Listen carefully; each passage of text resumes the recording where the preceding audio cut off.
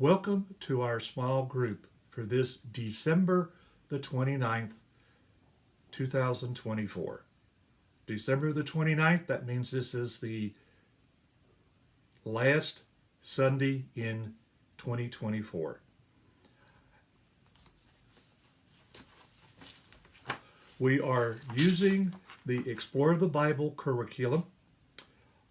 We're looking at the books of Exodus and Leviticus this quarter, and we're in session number 5. The title is Power Revealed, and it's Exodus chapter 14. So it's Explore the Bible, the books of Exodus and Leviticus, session number 5, entitled Power Revealed, and we're in Exodus chapter 14.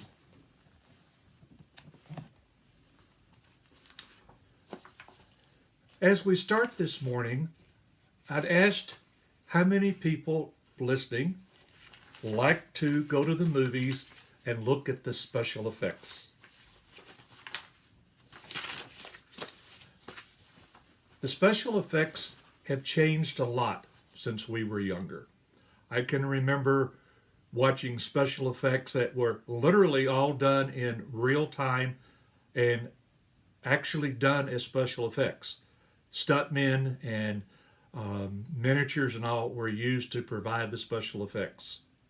Today they do a lot of it on computers. It's CGI.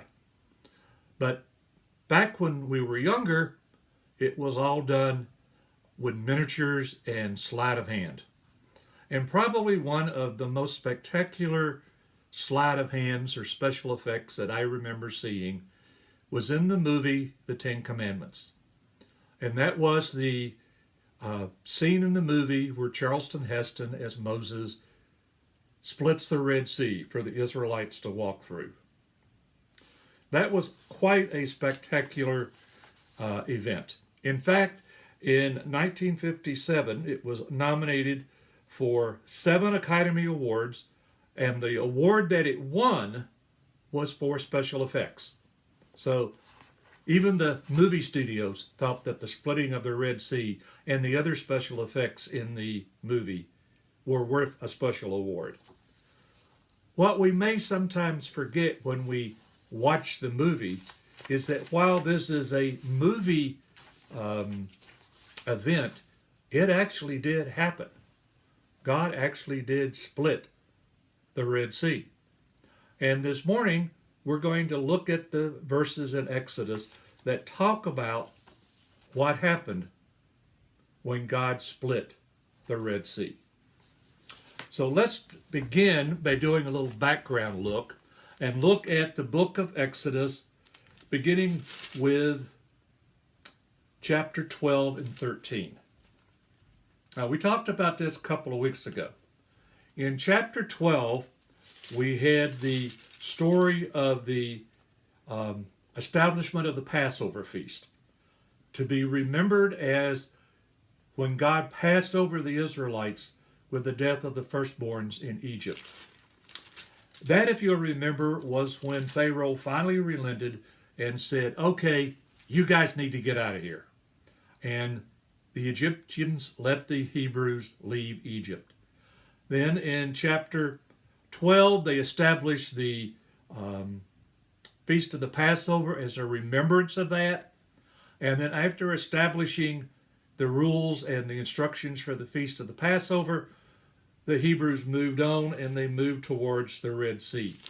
Now, earlier in this lesson, in this study, I handed out some maps that showed the many different routes that people have looked at as possibilities for the route of the Exodus and where they would have crossed the Red Sea. Not going to get into all of that this morning. Just know that there is a lot of disagreement over where they would have crossed the Red Sea. And scholars and other people have come up with all kinds of ideas and suggestions on what really happened.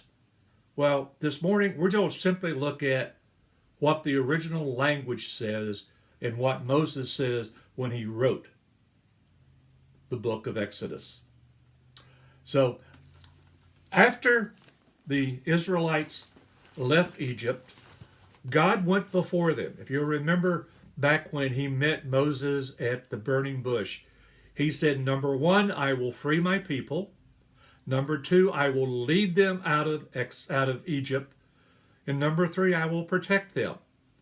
Well, at this point, he has been leading them out of Egypt with a cloud of, a pillar of clouds, but also with a pillar of fire.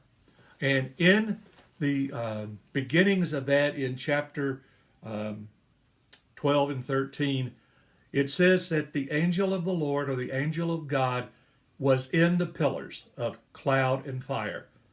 And if you'll remember again back at the burning bush, in the burning bush was Yahweh God and the angel of the Lord. And we talked back then, many evangelical scholars believe that that represents the two persons of God that the Hebrews recognized back then. An invisible God, or the creator God, and secondly, the visible God, the one you could see without being killed, without dying. And we talked then that many evangelical scholars think that would have represented God the Father, Yahweh God, the creator God, the invisible God, but also God the Son, or Jesus Christ, prior to his incarnation in the New Testament. So we're not going to spend a lot of time with that. I'll simply say, if you're interested in more information, go look at the Wednesday night study that we're currently doing on Jesus before Bethlehem. We have a whole session, actually two sessions, that deal with the angel of the Lord, or the pre-incarnate Christ, in the book of Exodus. And I talk about the pillar of cloud and the pillar of fire then. So if you're interested in more about that, go look at the study on Wednesday night. Tonight we're just going to look through the crossing of the Red Sea. But bear in mind, when we talk about the pillar of fire and the pillar of cloud, God is in the pillar. God is there with his people, fulfilling his promise that he's going to lead them out of Egypt and lead them to the promised land. So, having said that, let's take a look now at the session for the day. We're in Exodus chapter 14, beginning at verse 19 and going through 19 through 22. So, Exodus 14, verses 19 to 22. What's happening at this point? The Israelites have come to the Red Sea, and the Egyptians have decided that we made a mistake in letting them go, so we're going to go get them back. So what's going to happen? The Hebrews are in a bad spot. They've got the Egyptians behind them and the Red Sea in front of them. An impossible situation. Or is it? Exodus 14, beginning at verse 19 and going through 22. This is in the New International Version that we're starting with. Then the angel of God, who had been traveling in front of Israel's army, withdrew and went behind them. The pillar of cloud also moved from in front and stood behind them, coming between the armies of Egypt and Israel. Throughout the night the cloud brought darkness to the one side and light to the other side, so neither went near the other all night long. Then Moses stretched out his hand over the sea, and all that night the Lord drove the sea back with a strong east wind and turned it into dry land. The water was divided, and the Israelites went through the sea on dry ground, with a wall of water on their right and on their left. So what has happened at this point? Well, as I said a minute ago, the Egyptians are coming up to take them back to Egypt as slaves. They're facing the Red Sea. The Israelites do not know what to do about it, but other than putting their faith in God, what do? They complain to Moses. Moses, why did you bring us out here to die in the desert? We would be better off back in Egypt as slaves. It's amazing how hardship can make past experiences look much better than they were. The Israelites forgot how oppressed they were in Egypt and how hard they had to work and how they were slaves to the Egyptians. All they could think of was, we're going to die here, so we would have been better off if we'd stayed slaves. Well, Moses goes and stands before God and says, God, what can I do? And God's answer was, take your staff and raise it over the Red Sea. Move out. Now that makes no sense, because if you're moving out, the Red Sea is in front of you and the Egyptians are behind you. So how are you going to get through it? So in the Holman version, verses 19 through 22 says the following. Then the angel of God, who was going in front of the Israelite forces, moved and went behind them. The pillar of cloud moved from in front of them and stood behind them. Now, notice here that it says the angel of God in the Holman, and in the NIV it says angel of God as well. Well, angel of God and angel of the Lord, same term, different verse. It's simply the same word for God or Lord here, and it refers to, many evangelical scholars believe it refers to the pre-incarnate Jesus. Moses first met the angel of the Lord at the burning bush. Again, I said a few minutes ago, the burning bush had both the invisible creator God and also the visible God, Jesus pre-incarnate.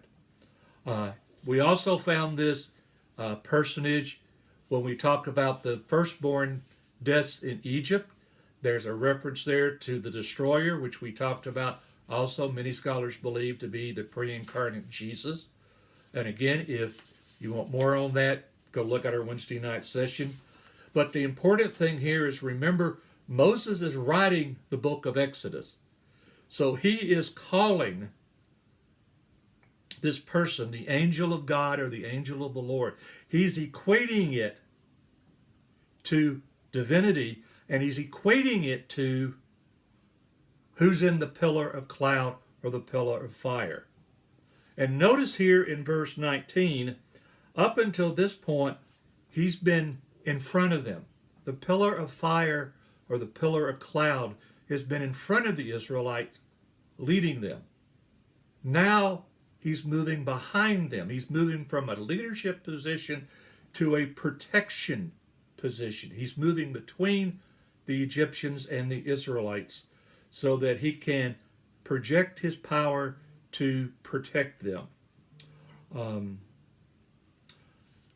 The Hebrew wording here is unclear as to exactly what happened. The cloud moved in front. How come people could not move back and forth through the cloud? Well, if it's a cloud of fire as well as a pillar of fire as well as a pillar of cloud, it would have been dangerous to move back and forth. So it would have kept the Egyptians away from the Israelites. But it would also have kept any Israelites from wandering into the Egyptian camp and being recaptured. So he's moved between them. He's separated them at night. They are protected for the moment, but they still have the same issue. We're protected from the Egyptians, but how are we going to get across the Red Sea? So, verse 21. Then Moses stretched out his hand over the sea. So, previous to this, God has told him to take his staff and stretch it out over the sea. If you remember, this is the same staff that he turned into a snake before Pharaoh. This is the same staff that he used to do several of the plagues in Egypt. So this staff in Moses' hand is God's way of demonstrating his power. Moses stretched out his hand over the sea, and the Lord drove the sea back with a powerful east wind all that night and turned the sea into dry land. A westerly wind in this area tends to be gentle, tends to be a helpful wind, whereas an easterly wind tends to be hot and dry and destructive, and it comes in off of the desert. Some of these winds can have gusts up to 100 miles an hour, 100 miles an hour. So they could be quite destructive. And notice that it blew all night long, and it separated the Red Sea. Verse 22. So the water were divided, and the Israelites went through the sea on dry land, with the water like a wall to them on their right and to their left. The words here, when they talk about the sea, the Hebrew word that's used here indicates a large body of water. Some people have tried to say, okay, the Israelites crossed across a marsh. They didn't really cross the Red Sea. They crossed a reed sea, because the words are similar. The problem with that is the Hebrew word itself that they use here for sea indicates a huge body of water. And when he talks about the wall of water on their right and on their left, the word they use for wall is the word they use to describe the defensive wall that goes around a city, which is huge, thick and tall, but to protect the city from invaders.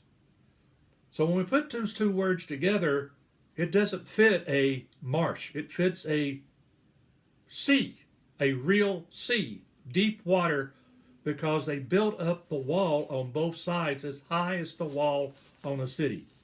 So, that doesn't make any sense to me. If they try to use another word to make it sound more reasonable. And remember, this is God doing the impossible. He has separated a deep body of water into two tall, huge walls and left dry land for the Hebrews to go across. So they are moving out. They are going across the ocean, across the seabed at night. Because, again, remember, they put the pillar of fire, the pillar of clouds between the Egyptians at night. The Egyptians can't see them. The Egyptians can't get to them. So they are now crossing on dry land to get on the other side of the Red Sea. So what's going to happen next? We're looking at verses 23 through 28. Here's what the NIV says. The Egyptians pursued them, and all Pharaoh's horses and chariots and horsemen followed them into the sea. During the last watch of the night, the Lord looked down from the pillar of fire and cloud at the Egyptian army and threw it into confusion. He made the wheels of their chariots come off, so that they had difficulty driving. And the Egyptians said, "Let's get away from the Israelites. The Lord is fighting for them against Egypt." Then the Lord said to Moses, "Stretch out your hand over the sea so that the waters may flow back over the Egyptians and their chariots and horsemen."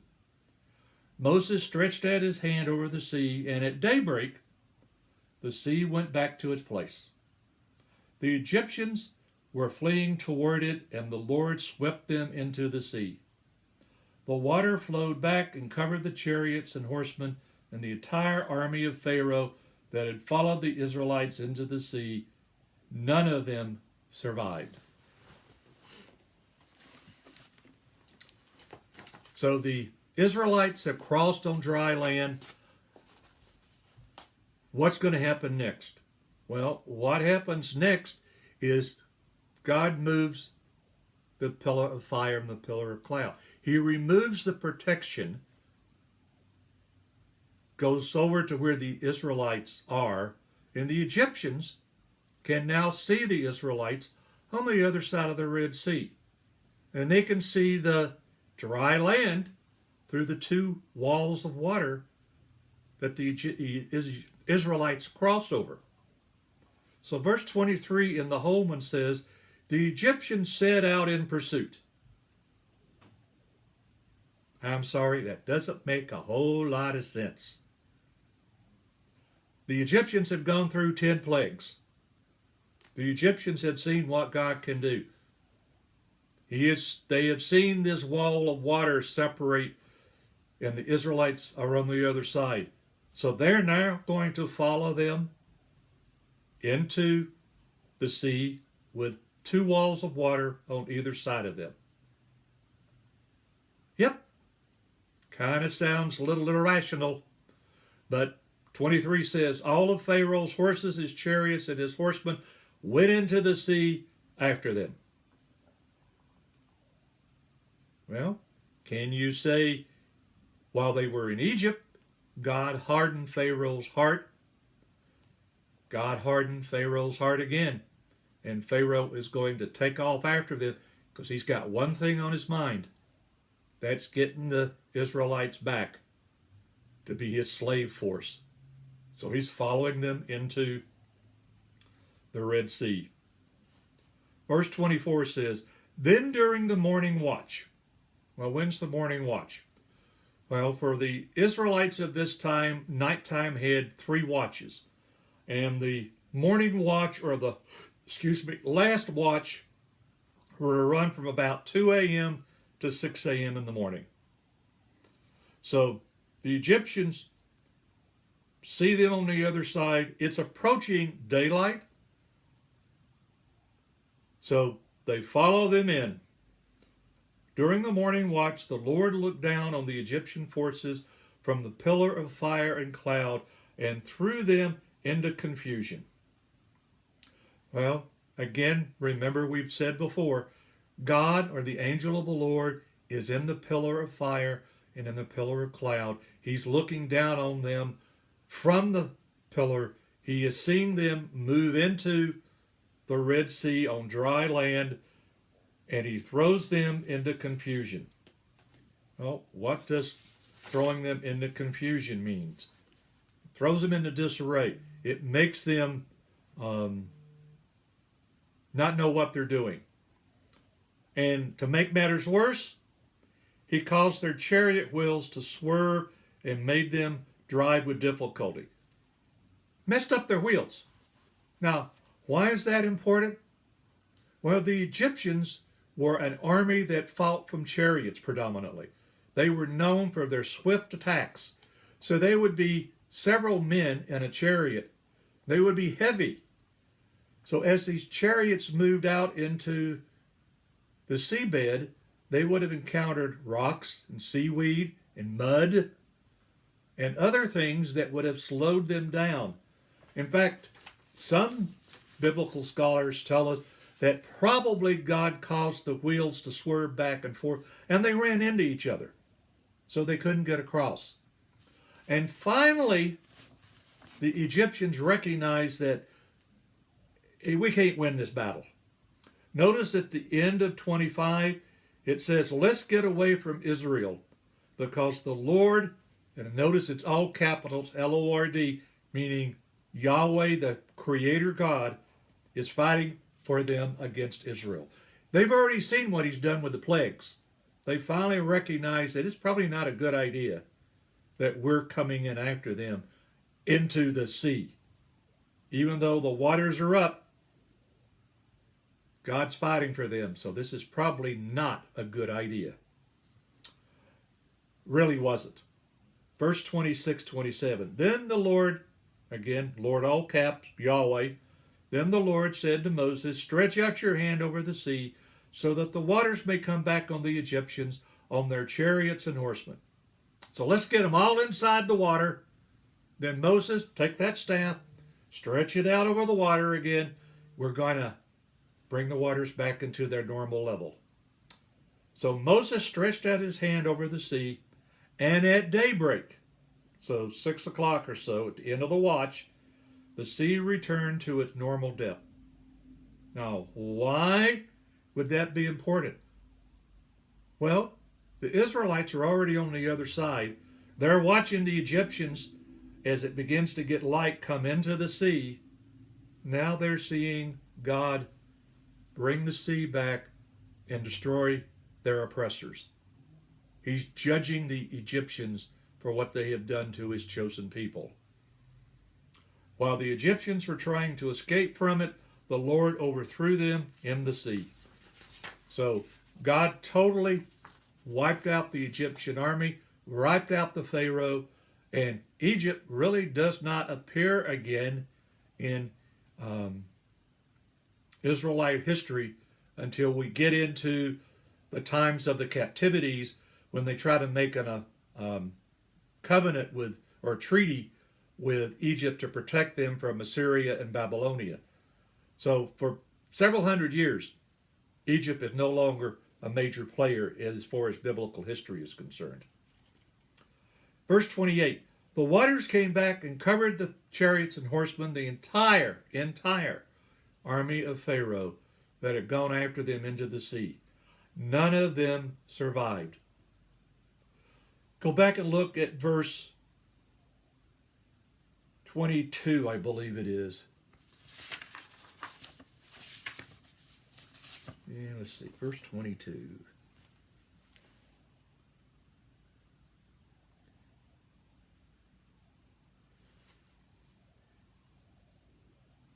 Nope, 26. So look at 26 and 28, and we find out that, again, none of the Egyptians survived.